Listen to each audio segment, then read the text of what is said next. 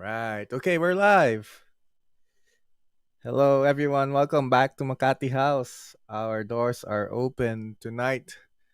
We are with Kim Veloso. She is the co founder of Feast Saver. And as mentioned earlier, our topic tonight is Snack Patrol about food rescue and food security.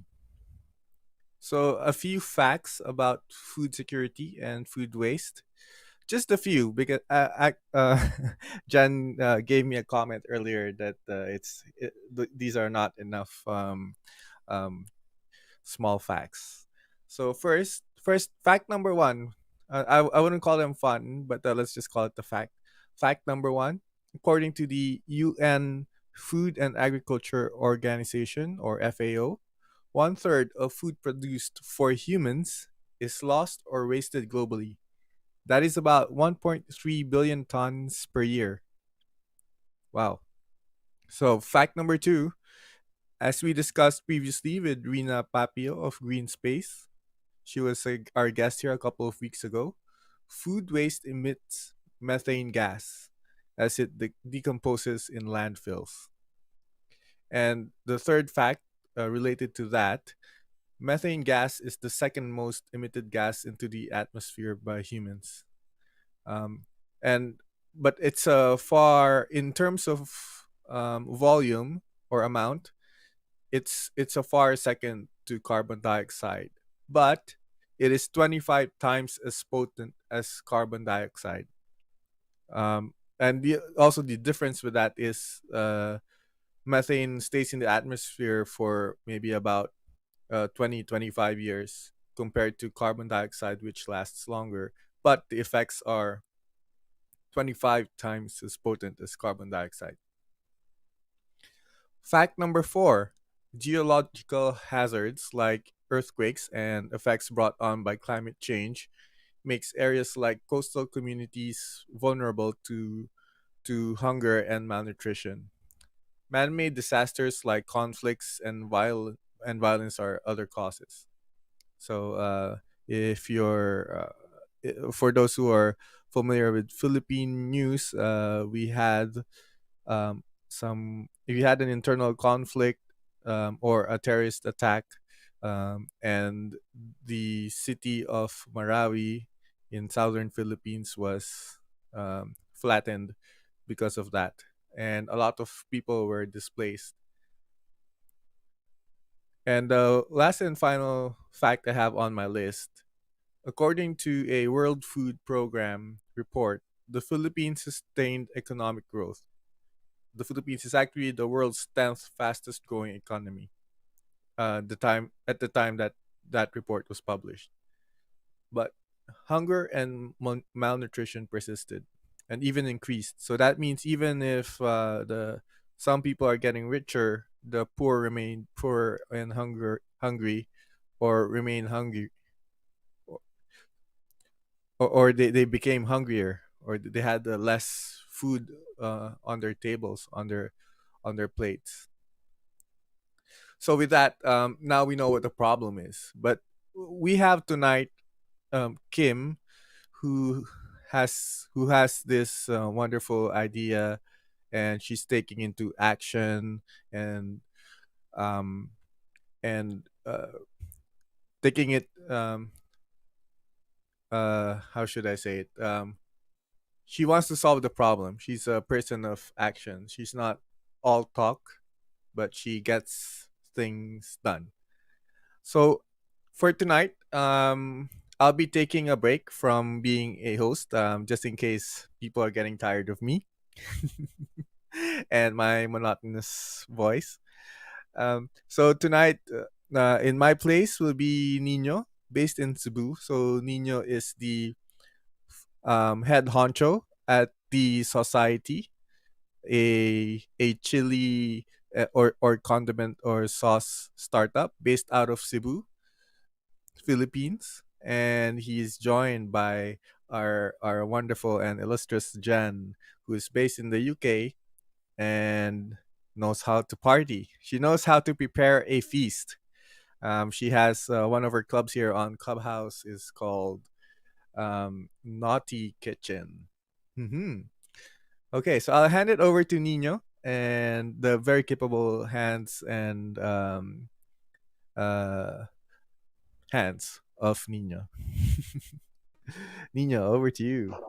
Thank you for the introduction, KJP, and thank you for those eye-opener facts as well. So let me welcome again our guest for today, Miss Kim Gadosa. Sorry for my dog. Miss Kim Gadosa is the co-founder of Feast Saver. She and her partner launched Feast Saver in March. Feast Saver is a food rescue buying app, and they are now in their closed beta, aiming to completely launch by the end of the year. Their goal is to divert food from going to landfills while addressing food insecurity. So, short facts about Miss Kim. She graduated from Sweden with a degree of political science and economics. And she worked at an Asian development bank in Manila from 2017 to 2019 and moved to Denmark. But her thoughts for the Philippines continue. So, with that said, Miss Kim, I would like to ask you this question. So, why did you why did you bring or share rescue buying to the Philippines? Do you think that there is a decent addressable market in the Philippines to make the business profitable? Yeah, thank you. First of all, thank you so much for the intro. Thank you for inviting me here, JP Bea, me and Jen. So yeah, yeah, we believe that in the Philippines there's a great market for this because, um, well, for one, Filipinos love food, Filipinos love discount, and then Filipinos love discounts. Plus, people are also becoming increasingly more tech savvy, and of course, they enjoy supporting causes like these. So I thought that this was something that could definitely work in the Philippines, and I did some research initially and found that there wasn't any solution like this yet until now. So yeah. Thank you for that, Miss Kim.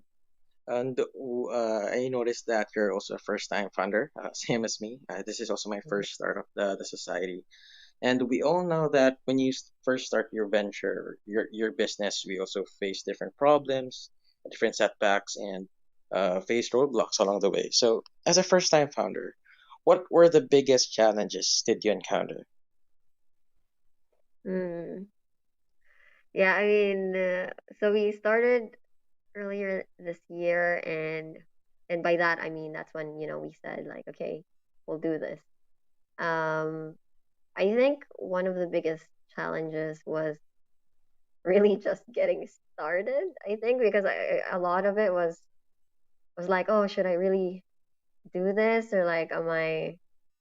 There's just a lot of overthinking. I think um, because there's a lot of fear that like, what if it doesn't go as well as you think, or yeah, there's really just that fear when you haven't done something before, right? So I think that was one of the biggest challenges. And then in February this year, we're like, okay, let's just do it.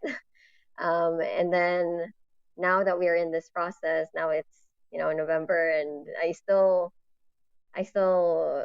every now and then I get this like imposter syndrome that I'm like, oh my gosh, like what are we doing? I think all of it kind of boils down to the unknown and just not being familiar with what you've been doing so far.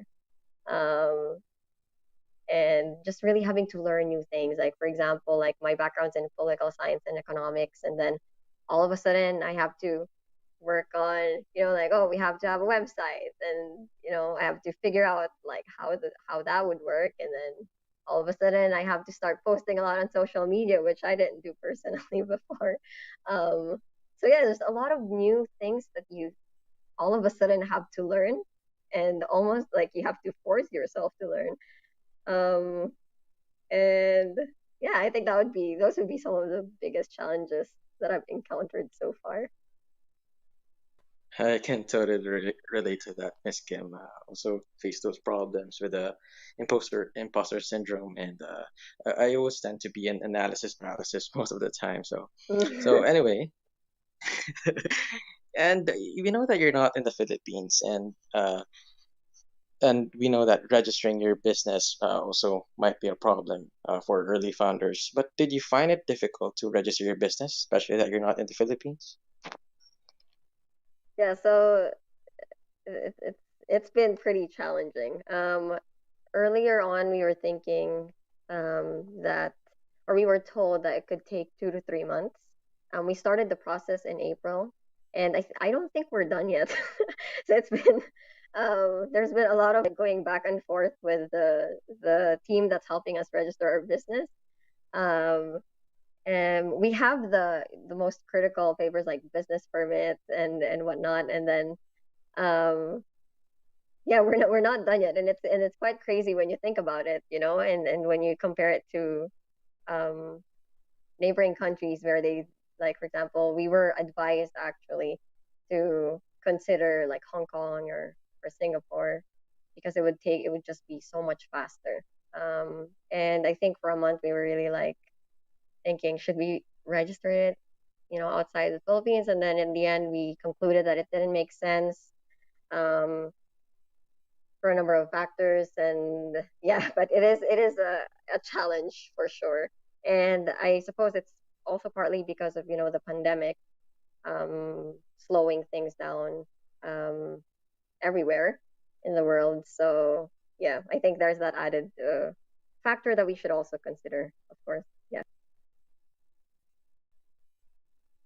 Totally agree with that one, Miss Kim. And I think Feast Saver is not yet funded, or if you're looking for investors. And right now, you're bootstrapping. And we all know that bootstrapping a business, well, is also quite hard, especially if you're first-time founder like myself. So, how did you stay motivated with the challenges of bootstrapping a business? mm, I think from the start we knew that the plan really was we bootstrap for as long as we could, and we've been able to keep our costs down because of we are developing the app in house.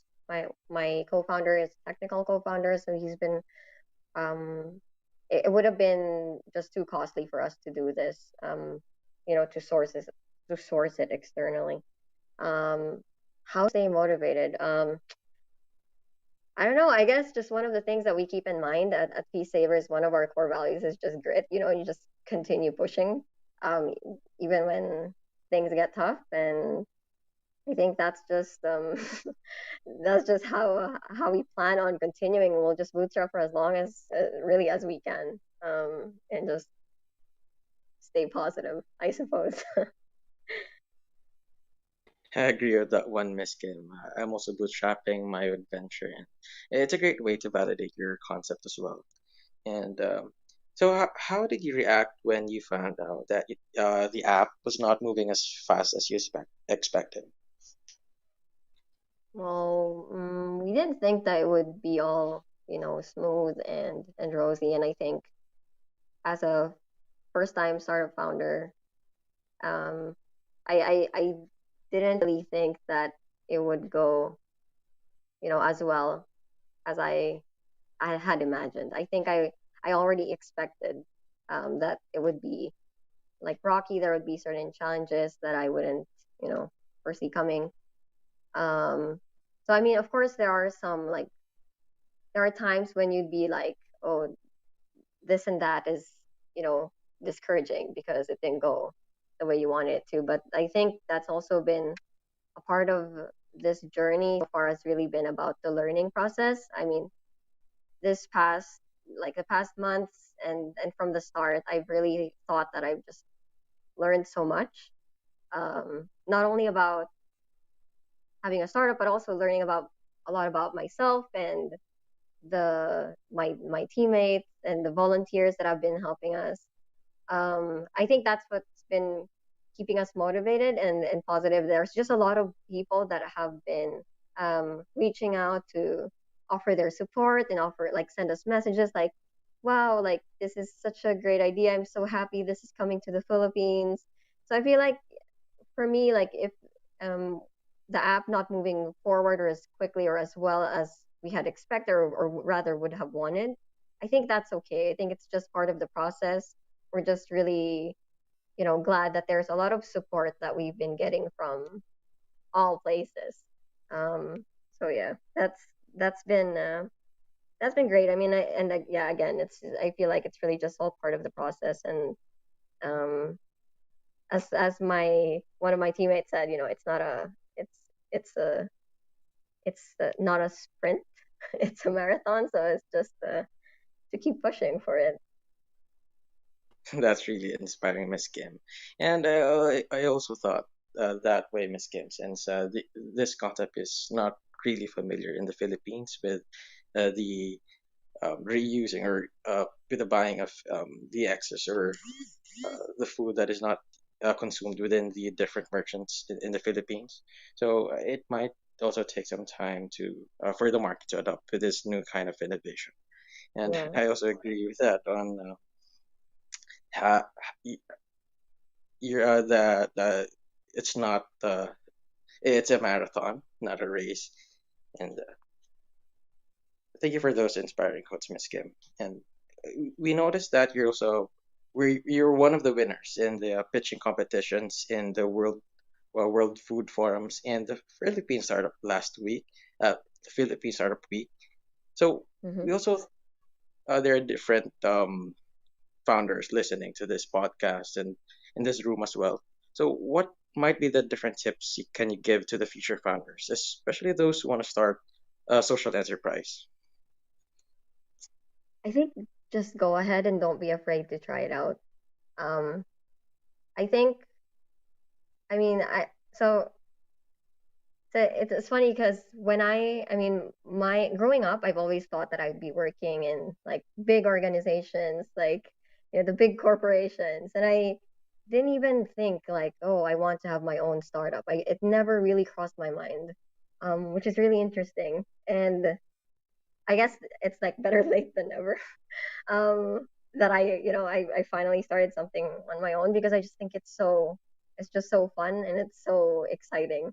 Um, and because my background's in political science and economics, I thought I wanted to do research and whatnot. But I just feel like if you have this like idea, and especially if this idea doesn't exist out there yet, the solution that you thought of doesn't exist out there yet, like why not you know go ahead and try it out, do your research, um and see what possibilities there are, and maybe also like look for other people that might be interested in your ideas, so that maybe if you're afraid of doing it on your own, you could find someone else that could really help you build it up. um and then yeah, because you might get further than you think. And in terms of joining competitions, I'm actually honestly surprised that we got this far, but I think it's a part of it again is like this imposter syndrome, that I feel like, wow, like I don't, like before joining those competitions, I'm like, oh, I don't think we'll win anything, because everyone else is so good, they've all achieved so many great things. um but again, it's one of those things, like just try it out, you might get further than you think. And to like remind yourself, like don't be too hard on yourself, because you're really like capable of achieving much more than what you might initially think. Thank you for that, Miss Kim, and I really agree on that one. We also have different doubts and what are different things that we can achieve, since we see that uh, some of the people are really um, uh, overachieved and has also reached a lot of things. And the the proof that you achieved those things, yeah, you won the different pitch competitions with the World Food and Philippine Startup Week, just proves that you have great work ethics and how motivated you are with Feast Saver. So again, congrats, Miss Kim. Thanks so much, Nina. Wow, I never realized that that's how hard it is. All I know is it's quite. I just download the app and do it myself. Before we go to the next part of our topic, JP, would you like to do the reset? Yes. Okay. So, welcome again to everyone at Makati House. So, we're joined by Kim Veloso. She is the co-founder of Feast Saver. Feast Saver is a mobile app where they try to set up rescue buying. So, if you've ever lined up at the bakery to get bread at the at the at the sale or 50% off, for example, French baker here in the Philippines, they make it easier for you, and I've tried the app, and I've seen the offers that's available and they look very tempting. So tonight's room is recorded, and we prepared some questions for Kim so she can share her entrepreneurship journey, their app, and her opinions and ideas on global hunger in general, and how it is a big problem. So just a reminder that to everyone, this room is recorded, and we are also streaming to Facebook, YouTube, and Twitter. And also, if you could do us a favor and share to your friends and family our podcast so they can find out what we're doing, what other Filipinos are doing to help clean up pollution and interesting stuff in the sustainability realm. Feel free to share our podcast. And here's a reset message that we prepared for everyone. So stay tuned. We'll give Kim a very quick break. um, we'll be back shortly.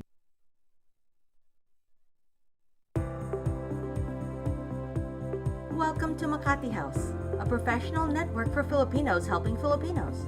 Our topic tonight is rescuing food from getting wasted and food security. Our guest tonight is Feast Saver co-founder Kim Veloso. She will share her journey as a social entrepreneur and how their new app is contributing in preventing food waste. This event is being recorded and streamed live to Facebook, YouTube, and Twitter. Listen to our past Makati House discussions on Apple Podcasts and Spotify.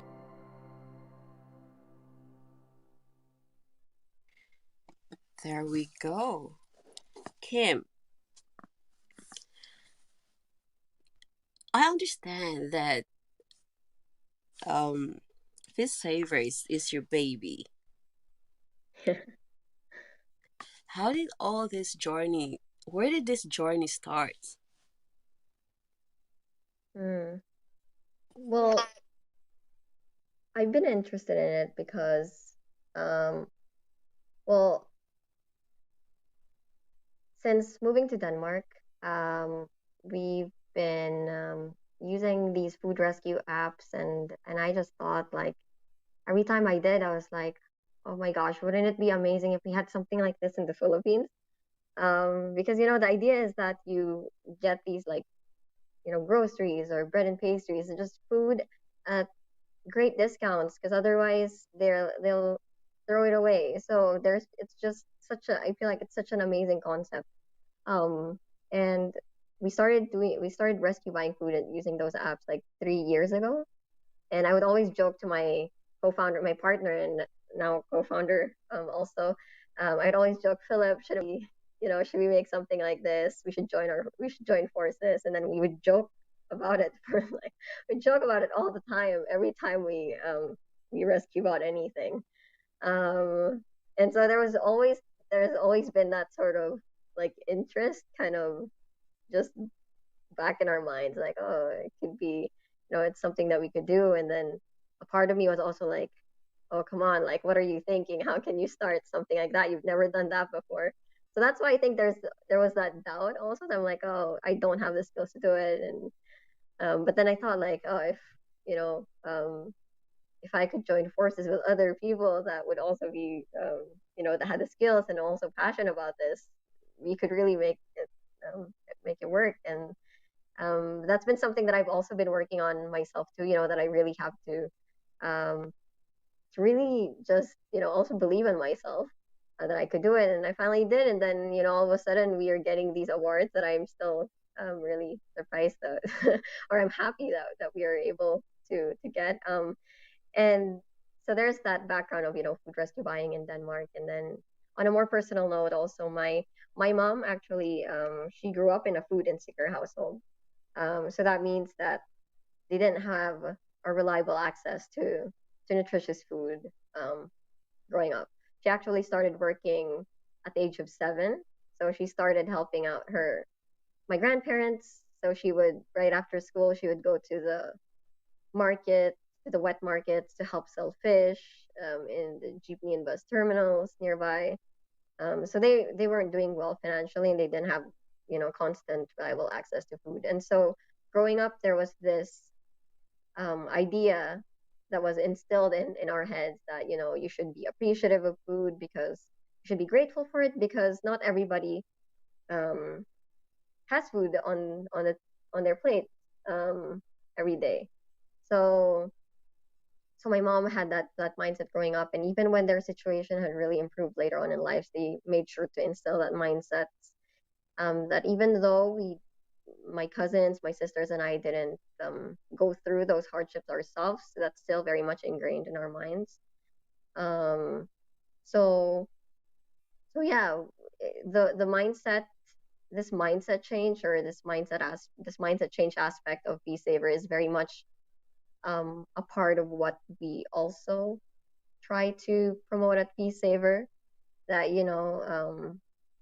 like one thing that we say is a small or simple meal for some could be a feast for many. It could be like you could say like, oh, it's just the rice and eggs. Let's say you eat that and you're like, oh, it's such a simple meal, but other people would love to would really love and would celebrate a meal like celebrate for a meal like that. And yeah, so both those things combined, like my interest in having in experiencing using a solution like this here in Denmark, and of course that backstory of just really appreciating food and making sure that doesn't get wasted, being ingrained in my mind, and just how I was raised, I think boiled down to really wanting to starting something like this in the Philippines. Thank you for addressing one of this problem that we're facing in the Philippines. And I must say, I do. How can I place this? I do understand food insecurity in our country, and me saying this, I cannot find a way myself. If I'm going to do it myself, I don't think I can do it. But you being brave, coming up, even though you're in Denmark, I can feel that your heart is in the Philippines. I mean, definitely. I know. I mean, like, you can do it in Denmark, but I mean, why in the Philippines? You know. But Yeah. then there's a question I would like to ask. We mentioned earlier when we have our meeting that you talk about volunteering Mm-hmm. for a certain organization in the Philippines. Was that before you moved to Denmark? No, so that was after I left Philippines. So I left Philippines when I was 14. And when I go back to Philippines, I would find some time to volunteer. I mean, when I left Philippines and when I would go back there, I would always find some time to volunteer, because I don't know, I just really enjoy doing those things.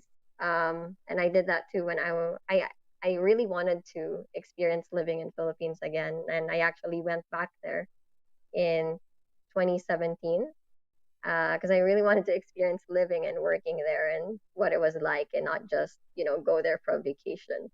And so I went there. I went back in 2017 to work at the Asian Development Bank, and also that was also one of my dream workplaces. So as soon as I had graduated, I finished my master's a week after I flew to the Philippines, and just started working there because I knew that it was something that I really wanted to do. Yeah.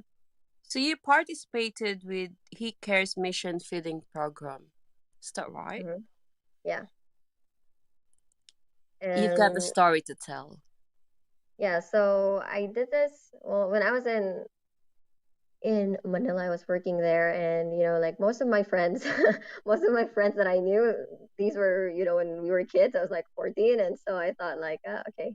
Most of my friends then are, I'm still in touch with my high school friends, and even some of my elementary school friends. But other than that, my network I think was quite limited. So I had my work friends, and one of the things I also wanted to do was like, okay, I should volunteer. Because I was also looking for other things to do other than going out and meeting my friends, and so that's what I ended up doing. I was looking for ways to volunteer, and I found He Cares mission online, and they said they were looking for volunteers for their feeding programs. And I actually recall, so I recall that one time I went and I had invited some of my colleagues to join me. Um, and one of the things we were asked was, by the coordinator. She was like, can you guys tell the kids about your jobs, like what it is that you do?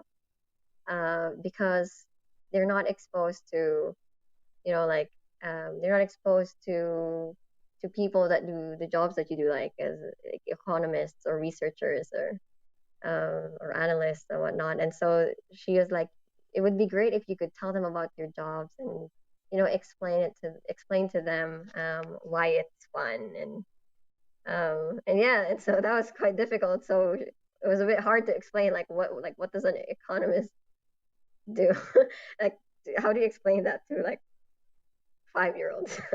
So that was quite a an interesting thing, uh, an interesting task for us. But yeah, in the end, we did that. We participated in a feeding program, helped feed them, and also assisted them with a few subjects like English and math. Yeah. Wow, that's a lot. Yeah. Do you think you're getting there? You're mastering how to explaining it to a 5-year-old kid with an economist too?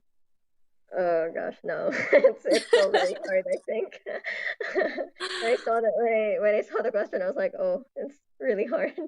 It's How do you gonna be explain easy it? soon. I'm telling you. Right. Let's talk about the app. This I understand that you already launched a soft launch, covering NCR Hmm. in the Philippines. How was it? Yeah, so we had our private soft launch last month, and that was with the help of our volunteers. It was um, not as smooth as we had expected, so that was like that was that was difficult. But because we had some technical difficulties, but afterwards, I think I would say it went pretty well once we had fixed the bugs that had to, of course, arise on the day of the launch. After that, I think it went quite smoothly. We were able to um, rescue food, and we just really wanted people to test it out, like really carry out some real transactions. Um, because prior to that, we were just doing a bunch of test things, like test transactions, and then finally, we were able to get people to buy food that were at risk of being wasted. So that was really exciting, also quite scary and very tiring because that's when we really realized, like, gosh, this time zone um, problem is definitely coming up because we were up until like 7 a.m. trying to fix um, some bugs, and we had some questions that we needed to be answered immediately. And yeah, it was exciting. Like, I guess in short, like, it was exciting and scary, but it was fun. Exciting and scary. I like that. But you still take the risk. Kim, who are the people on your team? Because I understand you're in Denmark and the project is in the Philippines. So Yeah. how do you and well, as you said, the time zones are quite different. But then, who are the one that is helping you? Who's your team in the Philippines?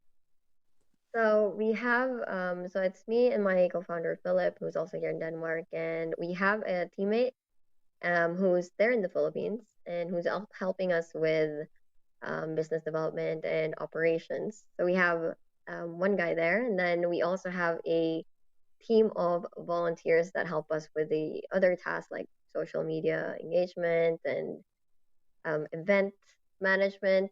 Just last month, we had this on the same day that we did our private launch, we had a World Food Day event, and our volunteers, most of which are students, they helped us with like securing speakers, getting attendees, and partnering up with youth organizations because it's very much FeeSaver really relies also, or FeeSaver really leverages the the energy and the excitement from the youth.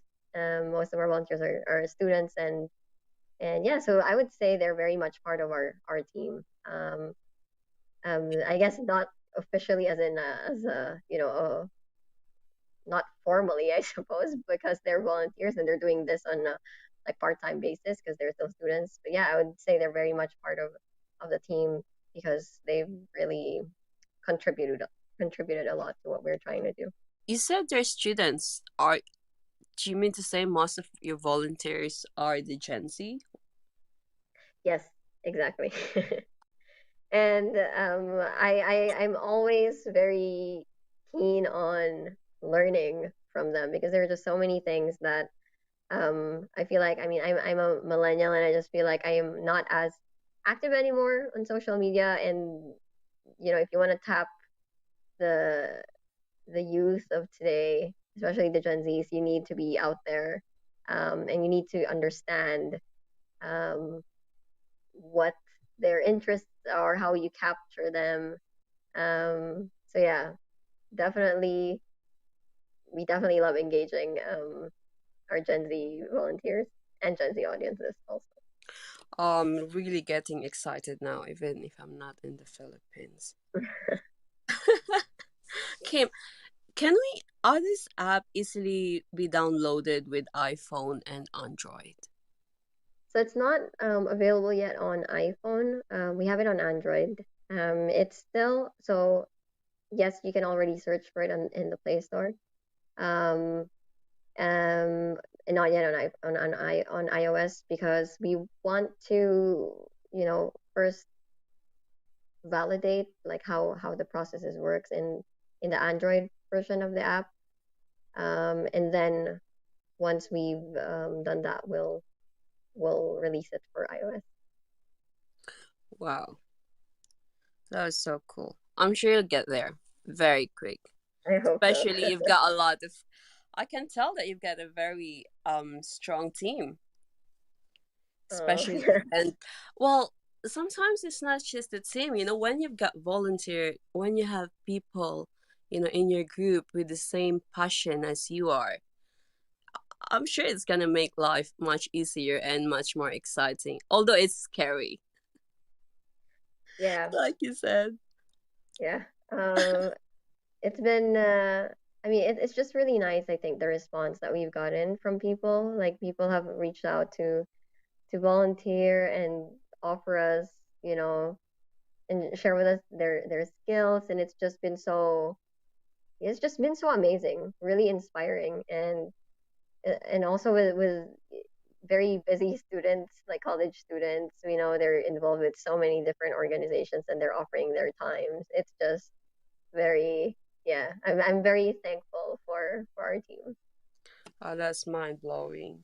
Wow. I'd like to ask. So, one of the app would be catering produce from farmers to merchants. Yeah. Is that the product that we call this perfect and perfect? So for the farms, we definitely want to. So aside from F&Bs, we want to be able to help farmers as well. We know that farmers have a lot of oversupply And that's been worsened by the pandemic, making the logistics and making the logistics harder for those involved. So yes, farmers can definitely sell their oversupply, and that involves the what we call perfectly imperfect food, which is basically what others would call, let's say, ugly produce, because they don't have the perfect shape, they don't have the perfect color, or just the look, and so they get rejected by, let's say, grocery stores. So the goal is to give the farmers a platform for those types of produce, because they're still perfectly good, um, and they're perfectly safe to eat. That's the thing. Like, we should not be wasting those types of food just because they don't look, let's say, aesthetically, you know, perfect. So there's that, and others can also buy it. So not only fellow merchants, but also other people that might be interested in buying those types of goods. So your app basically connect the farmers to the merchants and to the consumers. Yes. Are you the one who's outsourcing the merchants? So we have a separate app for the merchants, or for the merchants of the FNBs and the farmers that would like to upload their products. So what they really have to do is just upload their offers there, and this it automatically gets reflected in the customer app, which is what's more available publicly. So then they'll see their offers there, and then in the merchant app they'll be able to adjust their pricing. Let's say if the risk of the food being thrown away becomes greater, they can also increase the discount. So then it becomes even more attractive for the customers, and increases the chances of the food being actually rescued and not thrown away. Thank you, Nino. This is your department. I know that you're collaborating with a lot of farmers as your partners in your venture. Is there any question that you would like to ask him? Yeah, I have this one question regarding the farmers. So, Miss Kim, what are the selection process your on choosing the farmers, or do you have your own set of KPIs and choosing uh, what is the quality control process for choosing the the products or food that will go through you will sell on the app? Yeah. So for our, do you mean like how we're choosing our merchant partners in this case? Yeah. Yeah. So initially, actually, we weren't like super picky. We were thinking, oh, let's cast this wide net.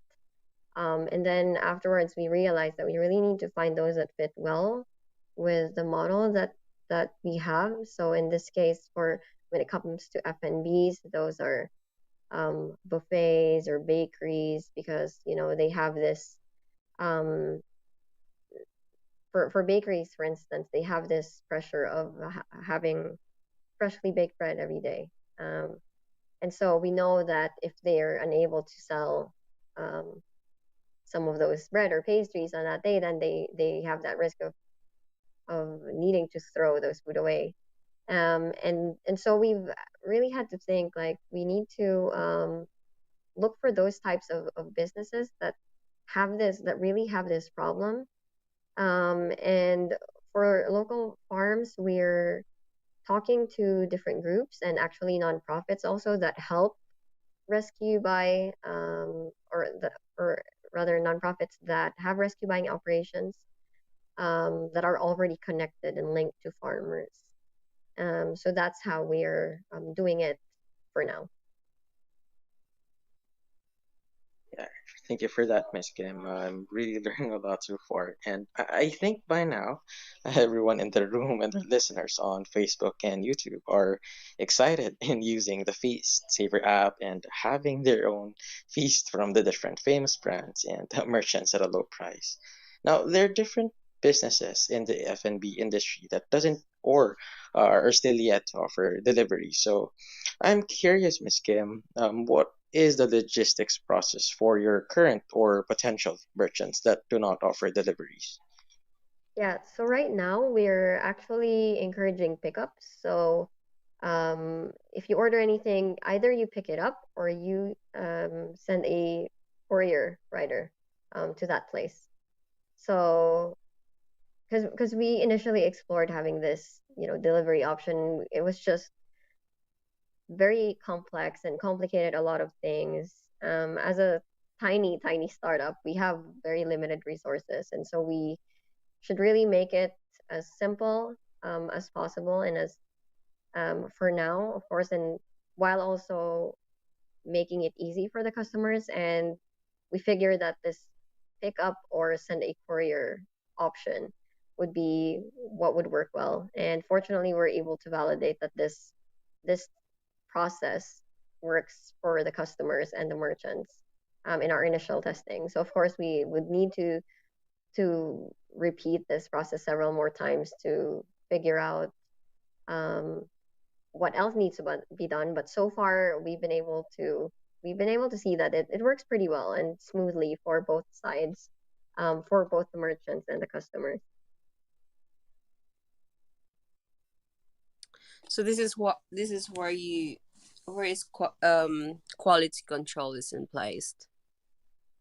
Yeah, because I Yes. understand. Yeah, um I heard back home that there are a lot of F&Bs who are in the beginning very happy to join, with the food discount, Hmm. but then they retracted or they, step back from it. And I think it's just because a lot of people are abusing it. Mm. So how do you communicate with your partners, especially in the F&B industry? So our merchant partners, we tell them that what they put up on the platform. So in the Fee Saver app, these are food that they would sell, and sort of just basically the products that they put up. These have to be as good as all the other products that they sell. So these should be safe. They should be edible, and it shouldn't. There really should not be a concern for the safety of the food that are offered up. The only difference really is that they might be at risk of being thrown away for commercial reasons. Like there's this pressure of them needing to bake fresh food every day, but we all know that it's really safe.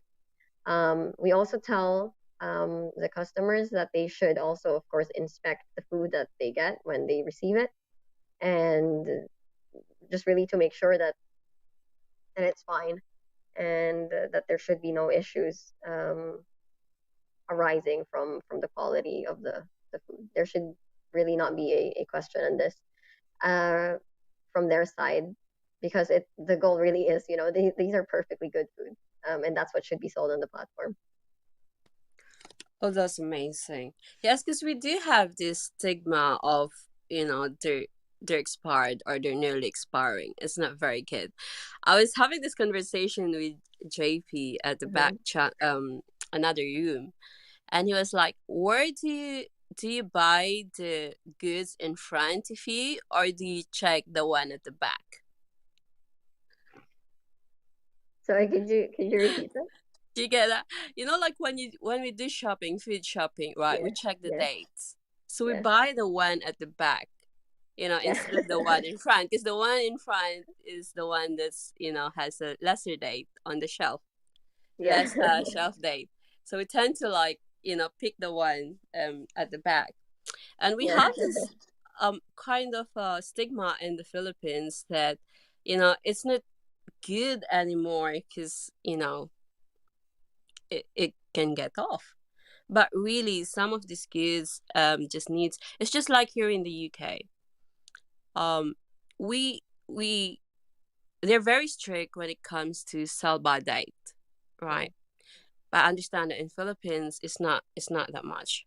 Um, but then I like it when you said you're trying to educate the consumers and the public.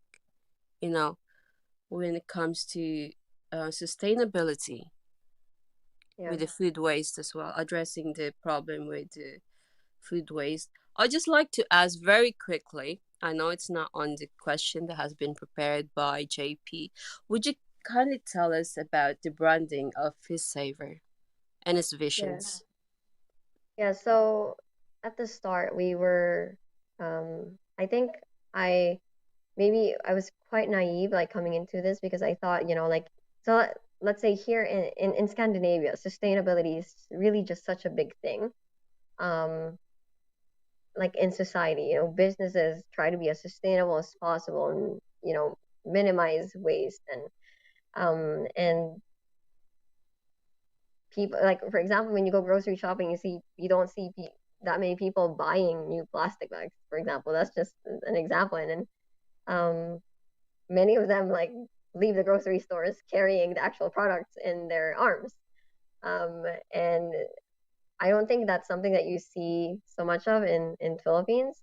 um it's just because, like, people don't like using plastic unnecessarily, especially if it's single use plastic. And in Asia, I suppose, like, sustainability is not as big yet.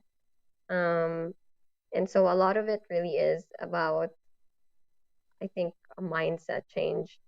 Um, when we think of food that's, like, when you think of the words like excess or surplus food, it doesn't sound so good in Tagalog. When you hear like tira, is we got some questions that were like, is this food that someone already touched? And I thought that it was just so crazy that um, people would think that we would sell food that people already like took a bite out of, or food that were thrown away already.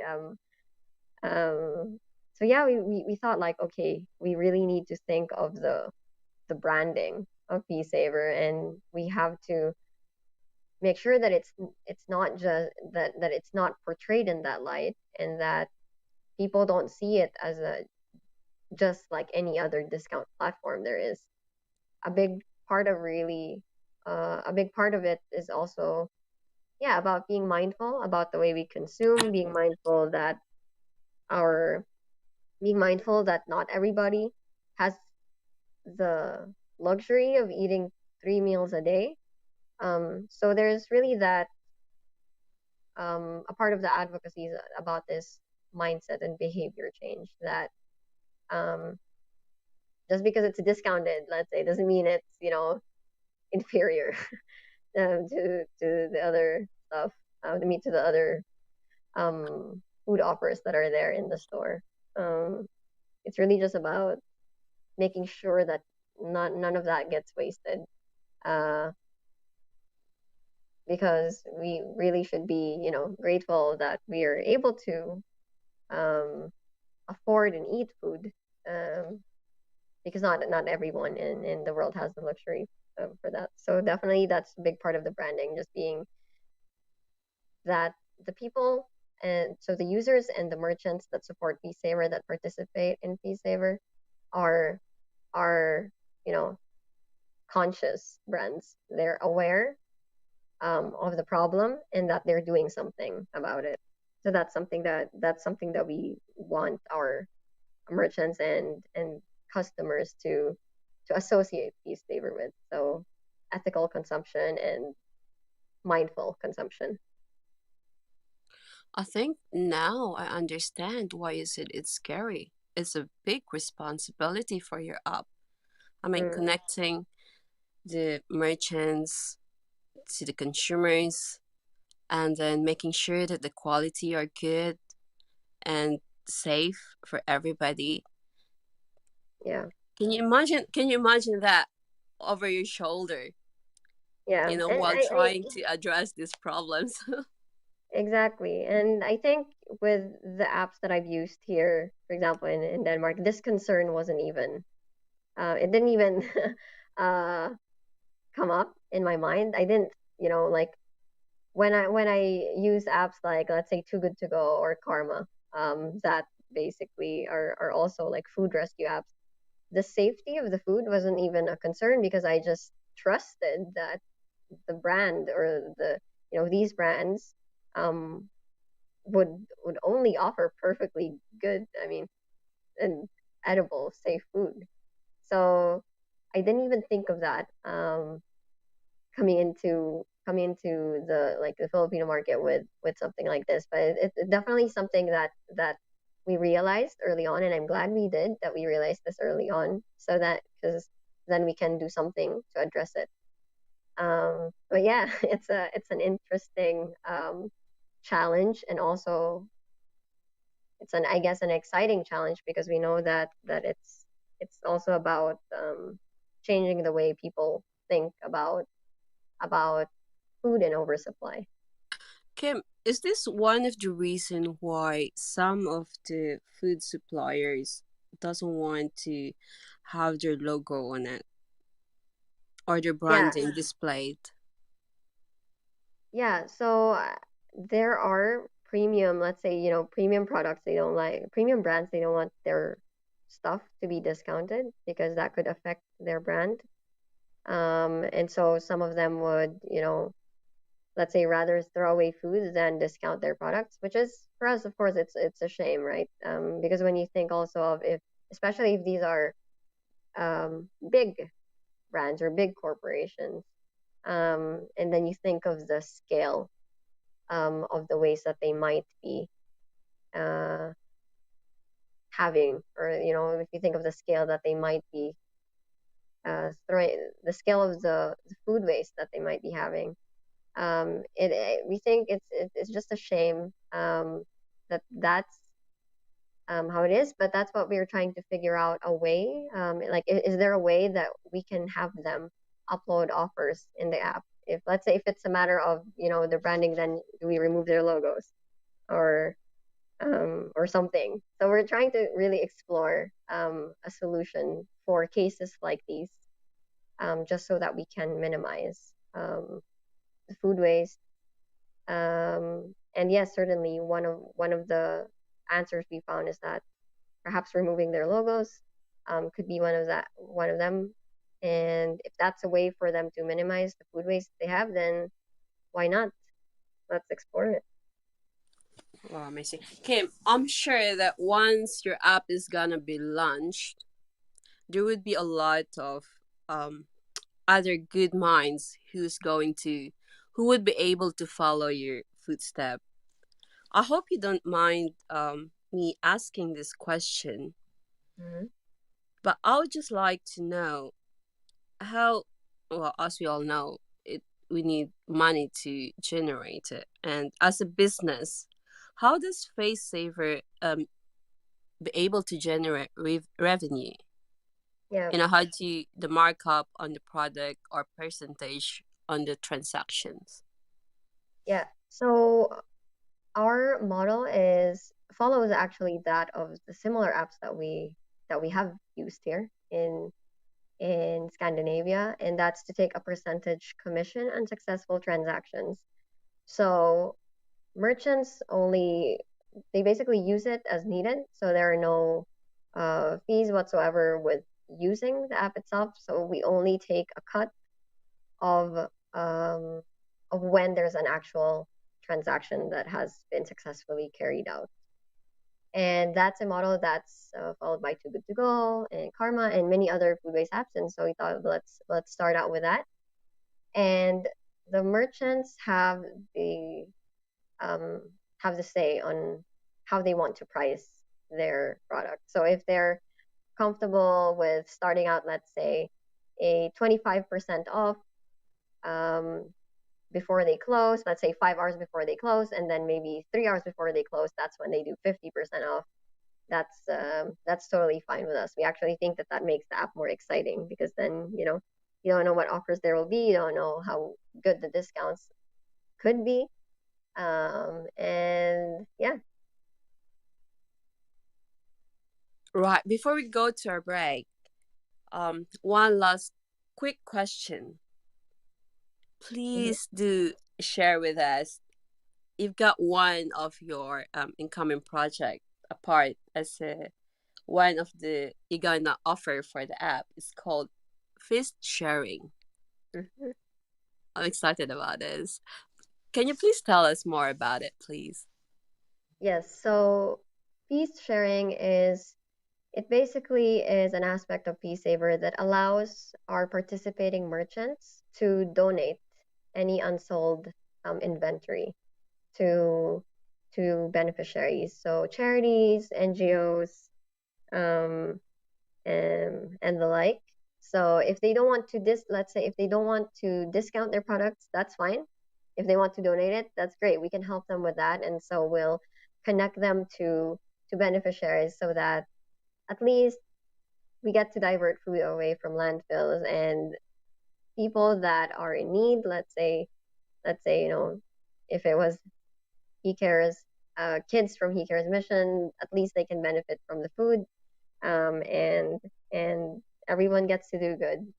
So that's what fee sharing is, and we're hoping to be able to start that in January or February next year. So we'll just need to make sure first to get the core part of it, which is the selling aspect, so that we can support our operations for fee sharing, because we really want to also, while we want to create impact and be able to help with donations, we have to make sure that we are actually able to operate sustainably. And but yeah, definitely excited for fee sharing, and we hope that we can start with that soon as well. Oh, that's amazing. So basically, please do correct me if I'm wrong. With the Fish Saver app, you do connect the farmers to the merchants and to the consumers. And you also connect the food and beverage like restaurants and cafes, um, surplus. When I said surplus, those are the one we know already what it is, to the consumers. And Mm-hmm. now you've got fish sharing. What more? Is there more that the app can offer us? um, so right now it's definitely those two things, and we are focusing on getting those two main initiatives and projects going. Um, we don't have any more sort of big features to share yet, because What do you mean we big features? This is already big. This is yeah huge. yeah, we're just trying to see. We're at the stage where we're really just trying to get to validate how our processes are working, and constantly trying to make sure that the app is easy for everyone to use. So for the merchants, they have to find it easy to use. The customers have to find it easy and exciting to use. So just So we're really what are the feedbacks that you got from the merchants during your beta test? yeah. So for them, they've a lot of it was I think it's because it's a new product, or it's a new app that they haven't used before. A lot of it was like, oh, how do we um get started with this? But then the feedback we've gotten was that it was pretty easy to use, which is great, because that's really what we were aiming for. We really want it to be as easy as possible for the merchants, Do, and we want to give them do you have a requirement for them to be able to be a part of this? So for us, it's important that the merchants that we partner with are registered businesses. So that would be, I'd say, the requirement in this case. Um, Other than that, not much others really. Of course, them being interested in partnering up with us means that, or indicates that they are also in line with our mission, and of course that's great, and that's also something that we make sure it's clear with all the merchants that participate on Fee Saver, that by not only are they recovering sunk costs from otherwise discarded food, they're also contributing to something much bigger than that, and that's lowering the waste that goes into landfills. And if they do fee sharing later on, then they're also redirecting the food to people that are in need. So yeah. That's amazing. Before we go for our next break, Nina, do we have a question for Miss Kim? Nina? All right, I guess not. JP, shall we do another reset? Yes. And just a reminder again that this room is being recorded. If you missed what it says on the title, and I'd like to welcome again the people who are tuned in on Clubhouse and those watching on Facebook, YouTube, and Twitter. And if you missed our previous discussions, they are on Apple Podcasts and Spotify.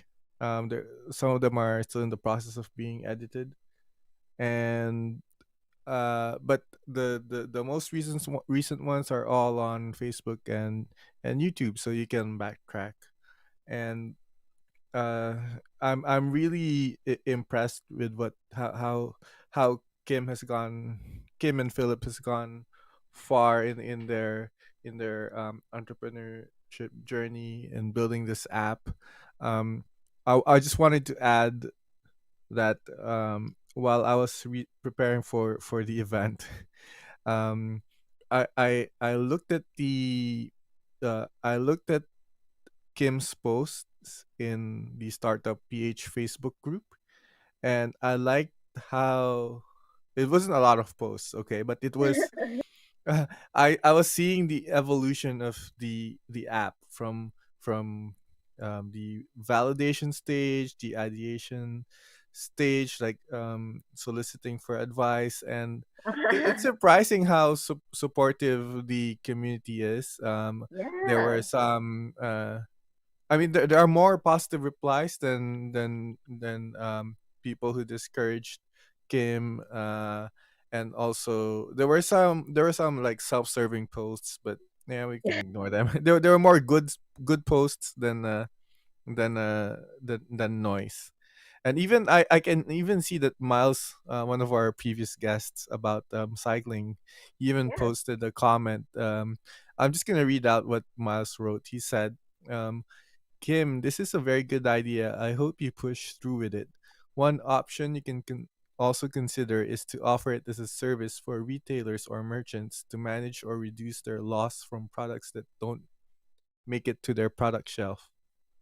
I think Yes. if you can get the merchants to buy into it as a tool for them to reduce loss, you can even come up with a flat rate pricing scheme for customers that will make the products hard to say no to.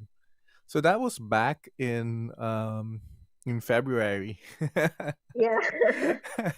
And Yeah.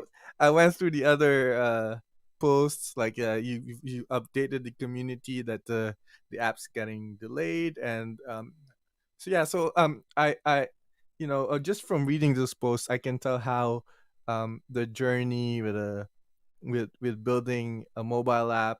And just a background, I'm a developer myself, and I know it's not easy to build apps like a nice quality app, Mm. right? So yeah,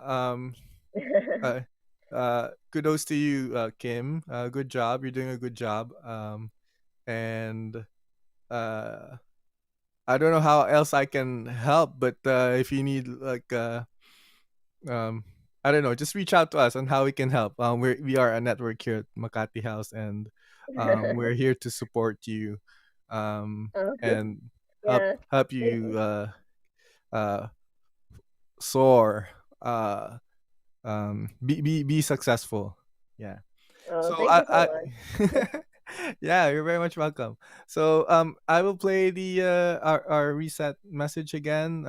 So Kim can take a break. I know she's shared a lot, and yeah, stay tuned, everyone.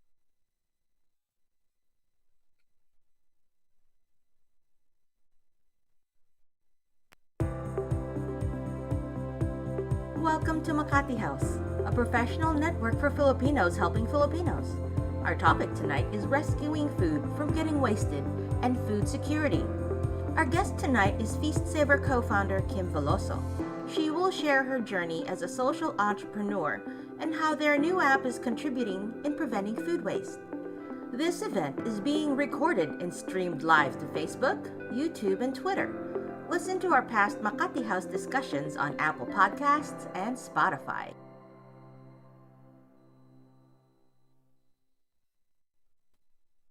All right. Yeah, sorry, I forgot one more thing. We will be opening up the stage later for the other speakers. So if you have any questions, feel free to to raise your hand later, and we'll bring you up. If you are shy and don't want to ask questions, or if you don't want, because this is recorded, if you don't want your voice heard, um, you can message it as a back channel message to me, Bea, or Jan, or Nino, and we can read it out loud. You can also message Kim directly. For those on Facebook and Twitter, or YouTube, you can write your questions as a comment, or if you have a message of encouragement to Kim, feel free to send it. So we are on our final part, and then we'll proceed to our Q&A section. So I'll hand it over back to Nino. Thank you for that, KGP, and I totally agree with you on that one. Miss Kimmy could definitely reach out to Makati House. We would be more than happy to help you in your endeavors. Oh, So, thank you. you've, you're welcome. And we know that we've tackled about your selection process in choosing a merchant. And I just want to circle back to this topic and ask you, how are you exactly balancing your acquisition of merchants and users at the same time? Do you have a specific team or person to talk and do deals with the merchants, and a different person on gathering user feedback? Oh, so that's still something that it's hard to find the perfect balance, and that's something that we're struggling with at the start, because with a platform like this, you have to, like you said, you have to reach out to merchants, and at the same time you also have to make sure that you have users in the end. um so we were actually trying to do both at the same time. It hasn't been that um easy.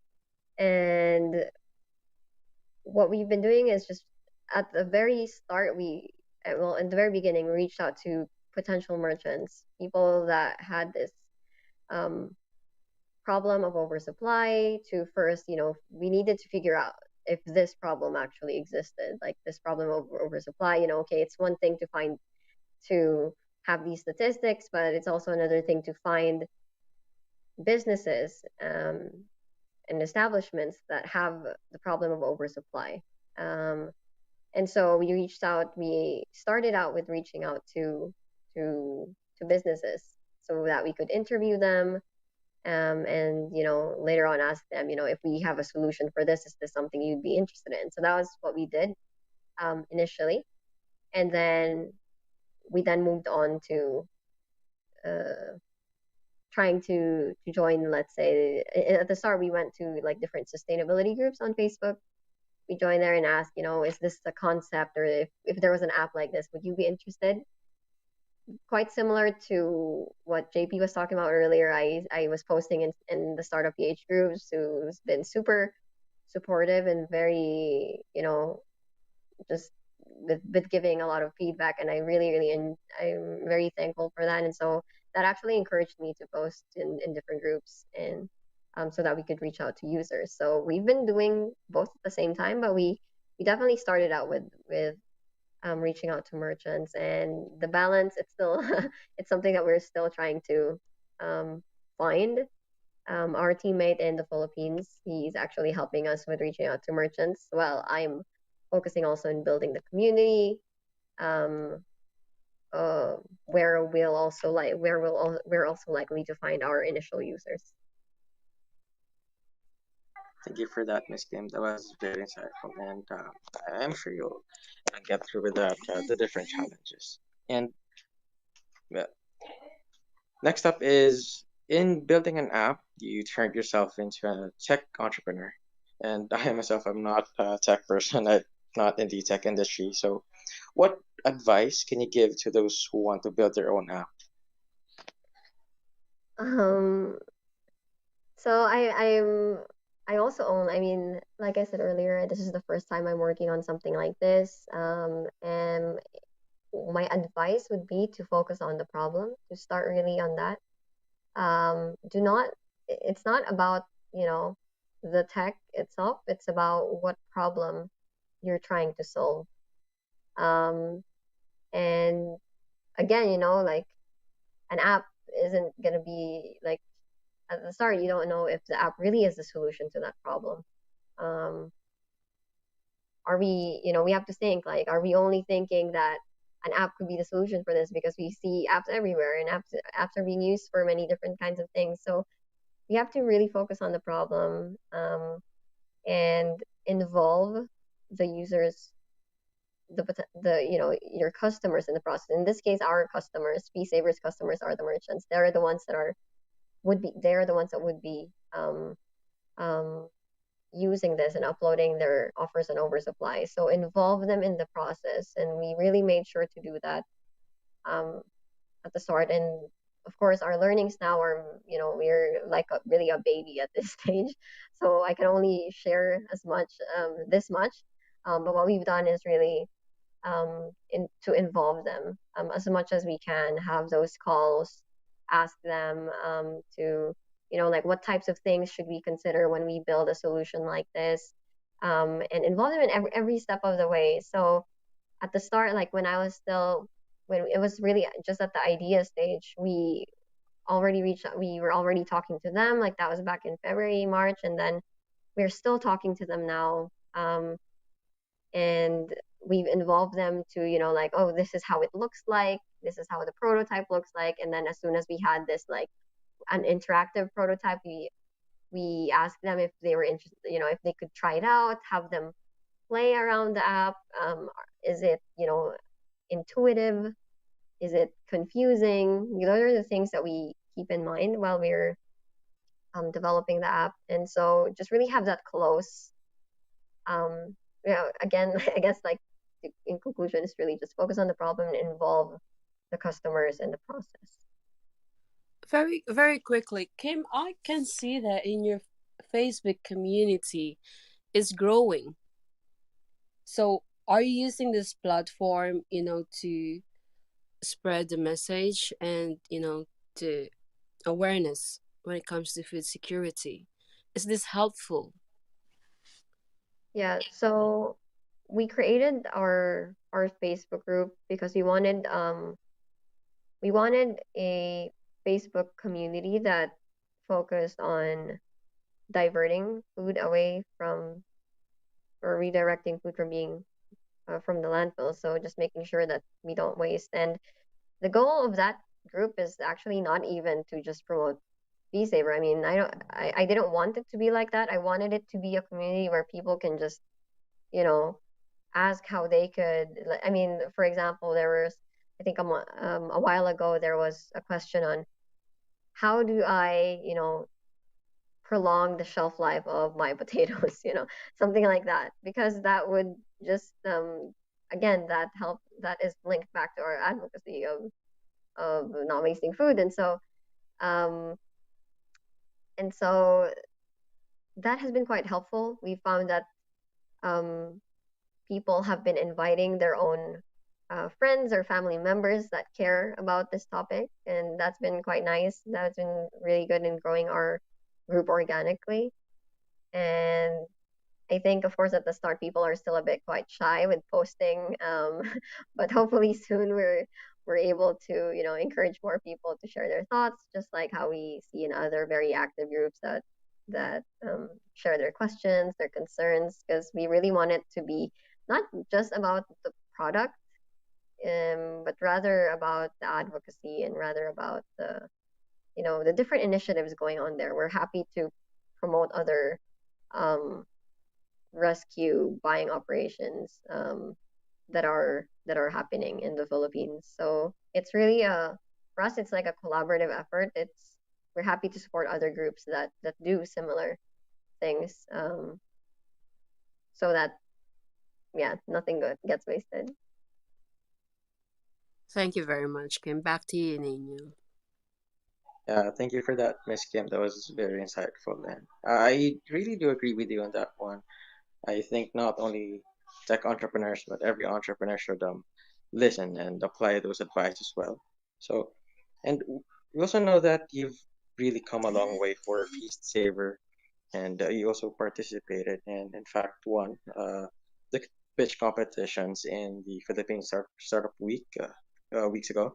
So, Mhm. I would like to ask this question: how helpful was Startup PH in the development of Feast Saver? So Startup PH was the Facebook group. Startup PH was, I think, was they get a lot of feedback to us. Some of them even didn't comment in the times that I posted. They more directly sent me messages, and I think um, that was just great because you know some of them just really gave advice not only when it comes to starting but also in making sure that we focus on the right things. And I think it's just been um, nice to see also that other people are also going through similar things. And so when I had questions, for example, with business registrations, like I would go to that group and search, um, use those keywords and see if other people had similar questions, and then I'd get a lot of ideas there. Um, so it, that was useful in terms of the advice. That was useful in terms of also the um, other knowledge that I would have liked to receive. And you and yeah.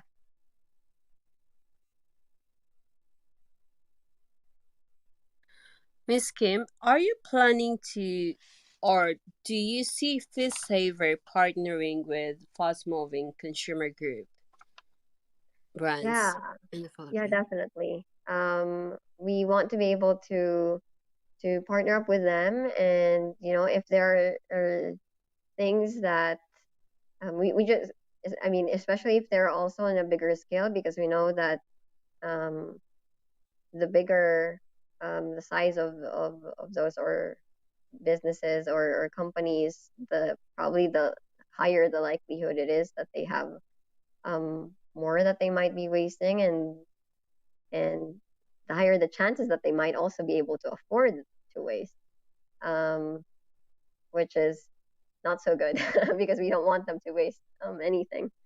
Um, so yes, definitely we want to be able to partner up with them, but at the same time we also know that with bigger partners, um, we want to be able to be at a stage wherein we're also able to, of course, address their requirements, whether that's legal or whatever um, whatever way. Sort of. I mean, I just think that with bigger partners, there might be a lot more questions, a lot more requirements, rather that maybe a tiny startup like us might not be able to cater to right away. But definitely, the hope is to be able to partner up with them eventually.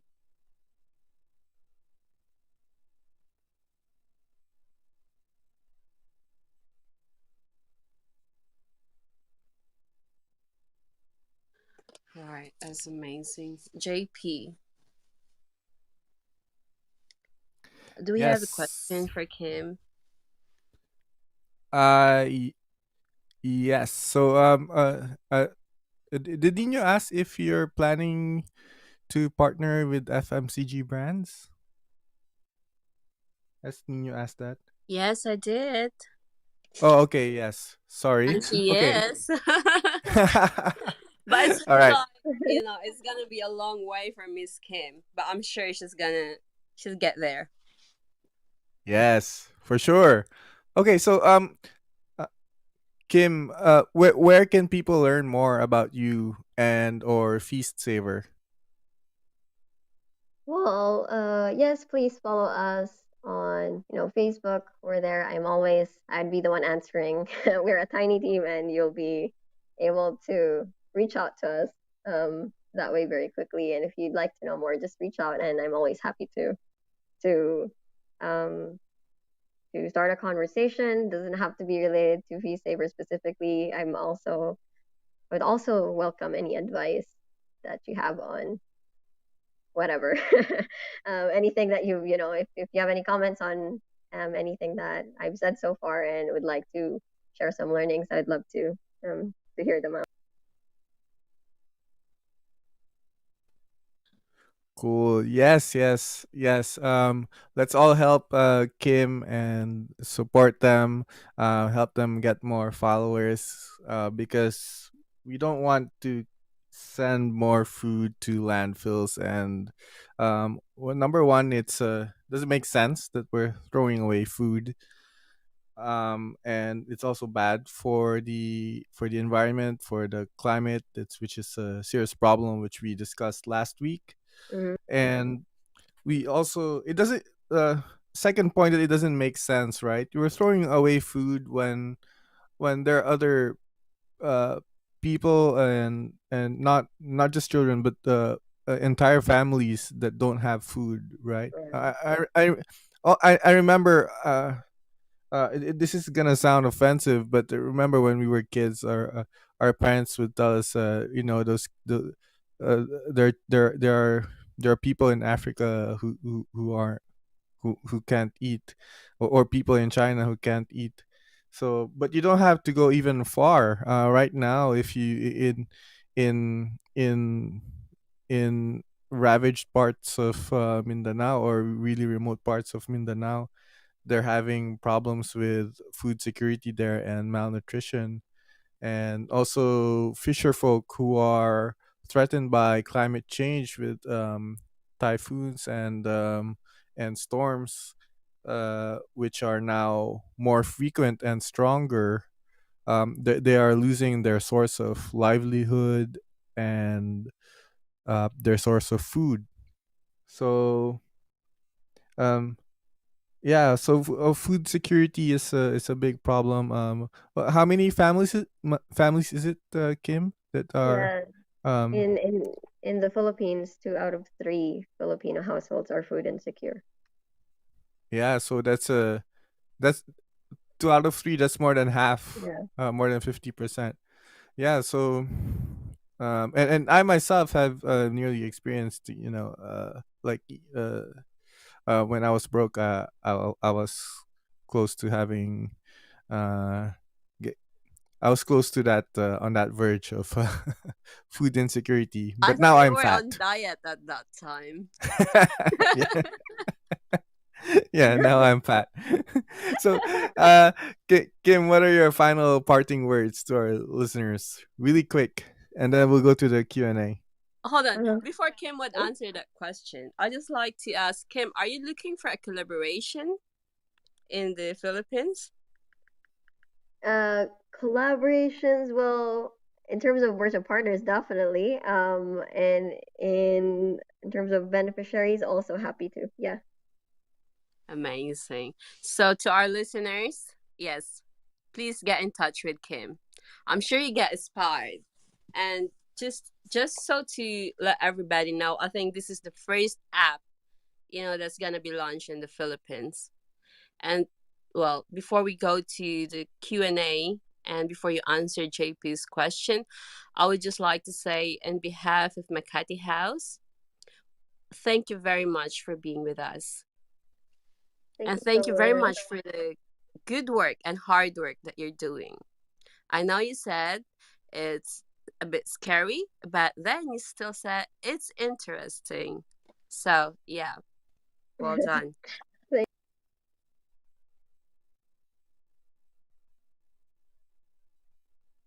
Oh, sorry. What was the last question for Kim, JP? Yes. What are your parting words, or what can our listeners or viewers take home from you, Kim? uh, Gosh.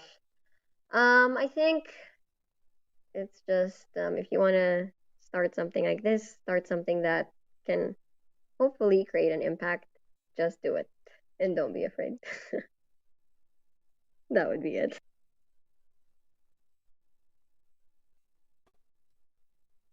All right. Is there anyone who has questions? We're now opening our stage. and we can also go into some form of popcorn style room. And I'd like to acknowledge the Bert Ola, who has a lot of interesting rooms. Last night or yesterday, we were testing Facebook's social audio room, and we also have Drino here, who's based in the States, and also David in Australia. So and Ro in also in Cebu, and Carlo. Okay, so I do have one question to ask. What Kim, what other challenges did you have in developing the app remotely? Developing the app is already difficult, but uh, I guess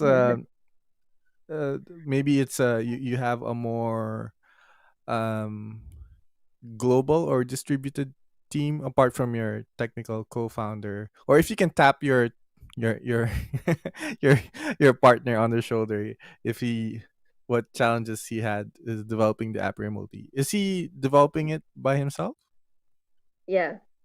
Okay. I asked him this question earlier, and he said developing it remotely for him wasn't much of an issue. It was more it's more about the actual operations that was that presented itself as an issue when we started the trial runs, the and operating in a different time zone, especially um, that ended up being quite tough because when we had our trial runs, the transaction started around this was this was at like morning in the Philippines, and so this was this was at like 2 a.m., 3 a.m. for us. And then when there were issues, then we basically had to stay up like until morning our time. So that was one of the things that he mentioned, and just the pressure of being able to respond in a timely manner. I think that was the feedback that he gave me regarding this. Oh, that's interesting. So I don't know if I should ask this, if this is too personal. So did he, get in a bad mood? I said something unintentionally because he had some he was lacking sleep. I know that's happened to me a couple of times. I get really grumpy. No, actually, he was quite a trooper. It was more.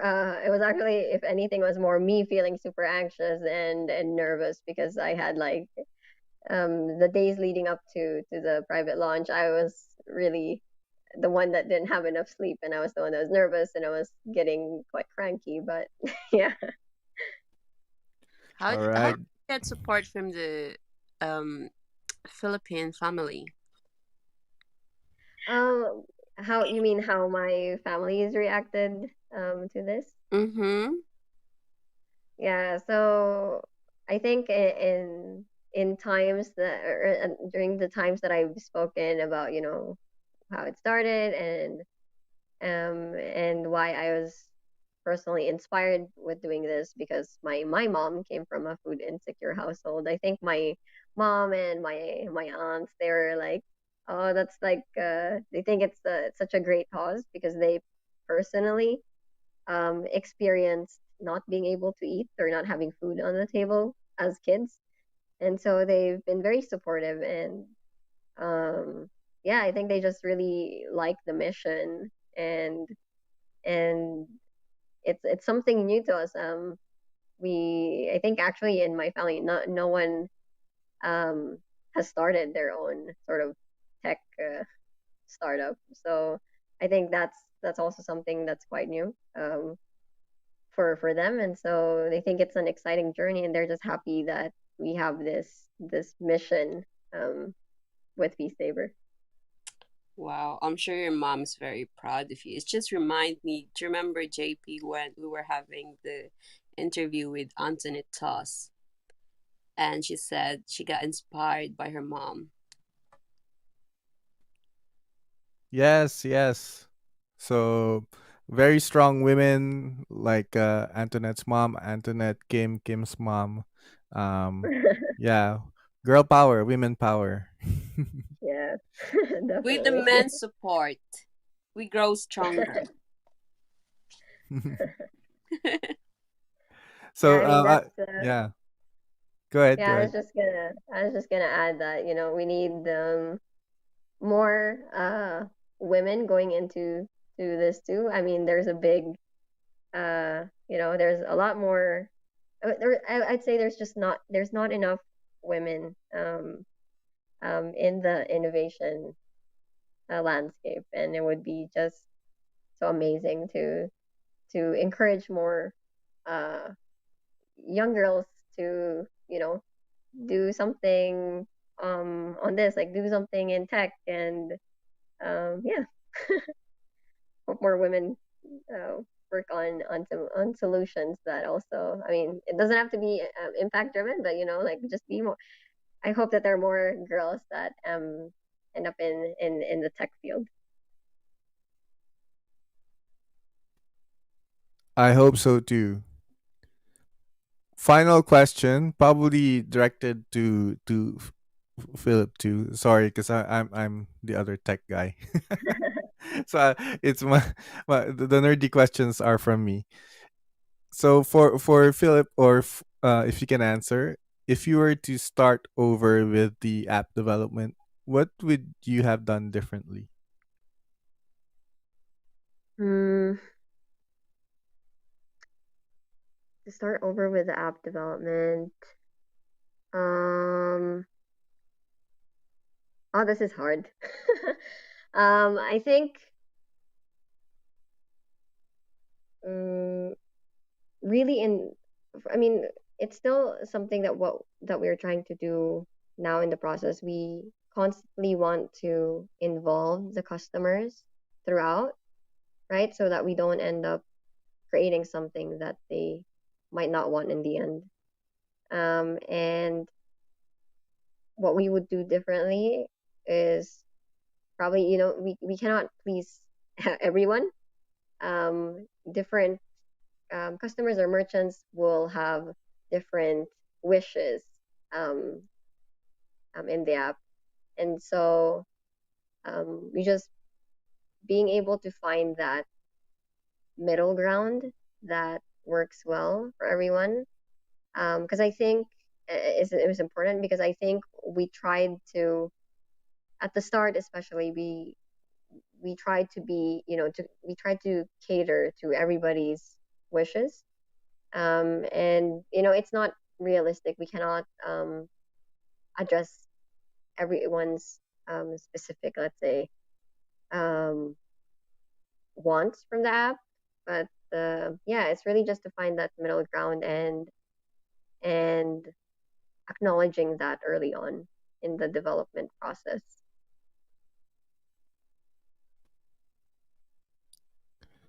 Oh, that's something I'll keep in mind. Thank you, Kim, for sharing. So yeah. Yeah. Amy, Tita Amy, do you have something to share? Welcome. Yes. I know it's evening over there, so good evening, everyone. I don't know if I came in late, but I kind of just pick on bits and pieces of what is being talked about. Can you, Kim? Thank you for emerging in this journey, because you are uh, priceless in what you're doing. What I wanted to know, because I couldn't get it from the time that I listened, is explain to me again, how is the vendor and the customer engaging in your app? I just Yeah. wanted to know what the reach are in this project. You mean like how it works operationally, or? Yes, has an app. Uh, Mhm. how do how does it work? I just Okay. needed to hear it again. Yeah. So we are, well, ultimately we're building two apps in this case. So one is a merchant app. The merchant app is where um, the businesses and the local farms upload their special offers on food online. So let's say they have a cake, a raspberry mousse cake for today to be picked up at 7 p.m. And then they put a price on that, and then that whatever they upload in the merchant app automatically gets reflected in the customer app, and that's what the public sees. So anyone can see those offers, and that's where they will pay online, and then they pick it up at the store, or they send a rider to that store to pick it up for them. So that's how sort of the process works, and then that's it. If let's say the customer goes to pick it up, then the customer just has to swipe to confirm that they've received the item, and then that's it. Okay, so actually you are solving a solution, I mean a problem of like a restaurant or a bakery or somebody that's involved in a certain type of prepared food industry is involved in. I was just trying to compare it because I'm from the US, Mm-hmm. and there's I'm also involved in a lot of nonprofit, Yeah. especially Saint Vincent de Paul, and we of course address food insecurity in a different way and help people in uh, our own community. Um, and what is happening in our neck of the woods is we have other nonprofits that does the logistic. They pick up, and it's not only the stores. I guess they pick up leftovers from, let's say, and I don't know if you have some of the stores like Walmart, Sam's, Costco, Yeah. whatever they are, things that are about to expire or they want to take out from their groceries. And these nonprofits pick it up and they distribute it to food pantries, soup kitchens, and other feeding areas that are in the community. So that kind of solved the logistic problem. But you're more on like direct to consumer kind of app, right? You don't have like if somebody had and this is something that is in New York, I think. If somebody had a party or a wedding or something and they have excess food, then volunteers come in and pick it up if they say they wanted it picked up, and they're the ones that distribute it out to the community. So I was just trying to compare. That's why I wanted to hear it from you Mm. how your app works. But Yeah. We to have so we don't have the right now we don't have the possibility of anyone being able to donate food mhm, yet, because we're still trying to um explore this idea, I think, and trying to understand, yeah, um or rather, there's the concern for the safety of the food is one of the things that we encountered early on. uh-huh, And so we thought that, if people are already have some concerns on the safety or of the food when it's being prepared by, let's say, like professionals, and the ones that are actually working like in the food F&B businesses that actually have, let's say, guidelines and manuals and things like this, like maybe they'd be more concerned if it was just anybody being able to um, donate. So that's one of the concerns we would have at the start. Um, but aside from selling in the app through Saver, we also do plan to have what we call feast sharing that would allow um, the different establishments to donate any unsold inventory to charities, NGOs. So then it would be coming. from them, and so a representative from that charity or NGO would just go to that establishment and pick it up, or we'll have one thing we're exploring is if we have a fee saver volunteer that would then pick up those unsold inventory and then deliver it to the NGO, um, Yeah. to the beneficiary. Um, Yeah.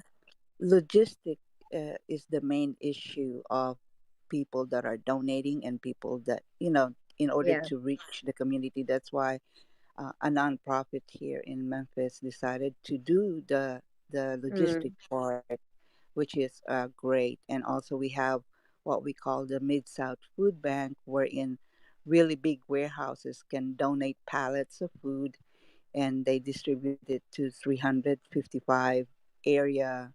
It's like a tri state area that they cover. Uh, the food bank, the soup kitchen, the food pantries, and all that. So they have they don't have the app that you have, and I think mm, merchants in this area and even all over the world, and I don't know how much of a global reach you want to go in the future, would actually benefit from what you're offering in a different way, because like what was said, the food waste will be diminished because it's like uh, direct to consumer yeah. kind of apps. And and I don't know how you're monetizing it. Does you just get a percent every time transaction is done?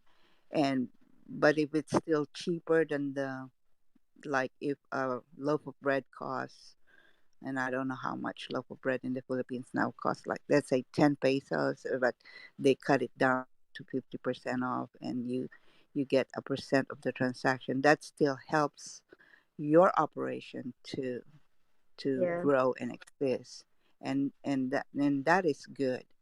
And if you happen to want to expand later on, just tap into all those network connections that are willing. Like, I would be more than willing to expand your operation beta in Memphis area, because Memphis area is what we call, uh, people love to eat Yeah. in this area. So we have a lot of restaurants, and true enough, if they don't have, if they have leftovers way before they close and they know they need to get rid of it and your app works, it helps both parties.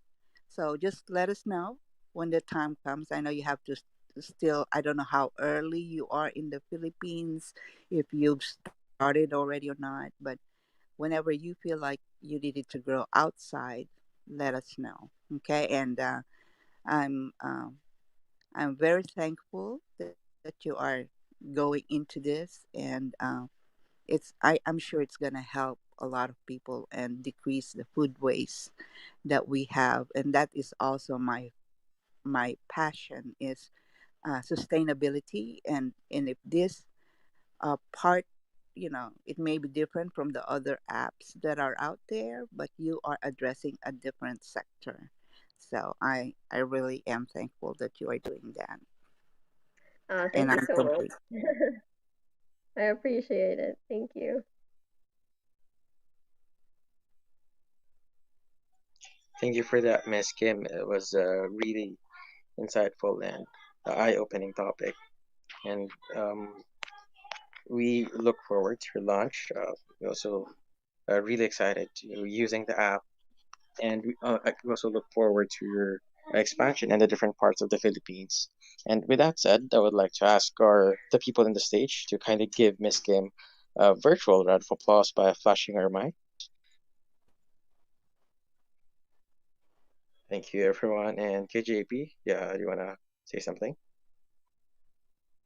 Yes, thanks again, Kim. As a token of appreciation from the Makati House Club, we will donate in your name or Feast Saver's name a mangrove tree or a nanogrid solar panel solar power um, system for an off-grid community in Cebu. With it's one of our team members initiative called uh, uh, Light of Hope PH. So we'll either or we can donate it to Planet Cora, your choice. Or Planet Cora will accept will donate a mangrove tree under your name, or Feast Saver.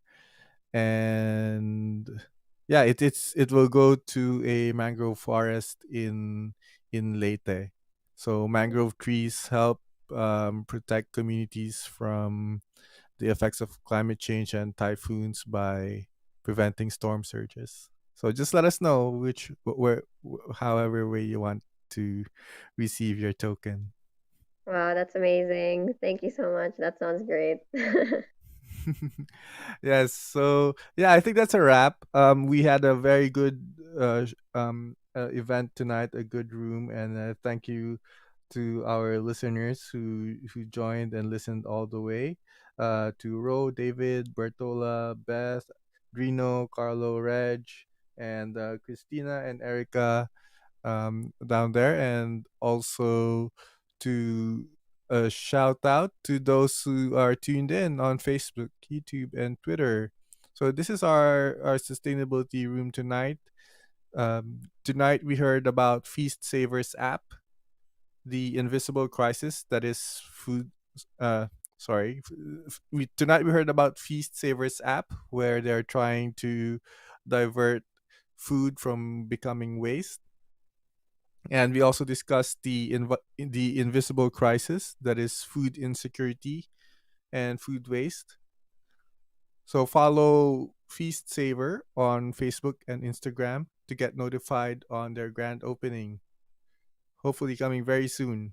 So we'll try to help Kim as much as we can. If Yeah, thank you you. if you enjoyed tonight's session and would like to support our mission of Filipinos helping Filipinos, please follow, like, and subscribe to our Apple Podcasts and Spotify channel. This will help others find us. Feel free to reach out to us with your feedback, suggestions, or if you have friends or family that would fit in on our future topics, hit us up. Then a couple of announcements. We're still finalizing our last one or two events for 2021 in December. So less than 30 days left for Christmas. Follow our social media pages to get notified on our future rooms. And also, we will be having a Makati House Christmas party on Gather Town. So follow us on Instagram and Facebook to get notified. It's gonna be fun. Our head of party, oh, she's gone. Our head of parties and celebrations will be preparing something fun. So we will have some games and um, uh, some, I guess, contests or something for our Christmas party. So we have an after party room on Clubhouse, which is now open. You may find it on the Makati House Club or the profiles of the moderators here. Here's a final message prepared by the Makati House Sustainability team. Once again, watch out for the Feast Saver app launch. Save money while saving food. Have a great evening, morning, or afternoon, wherever you are. Thanks, everyone. Bye bye.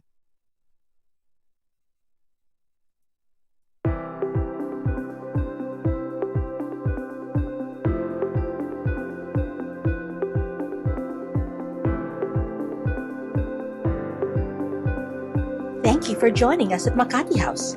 We're now ending the room. Here are some reminders. 5. Look after the land. 4. Plant a tree. 3. Teach kids to love Mother Earth. 2. When the soil disappears, the soul disappears. And 1. Be the change you wish to see in the world.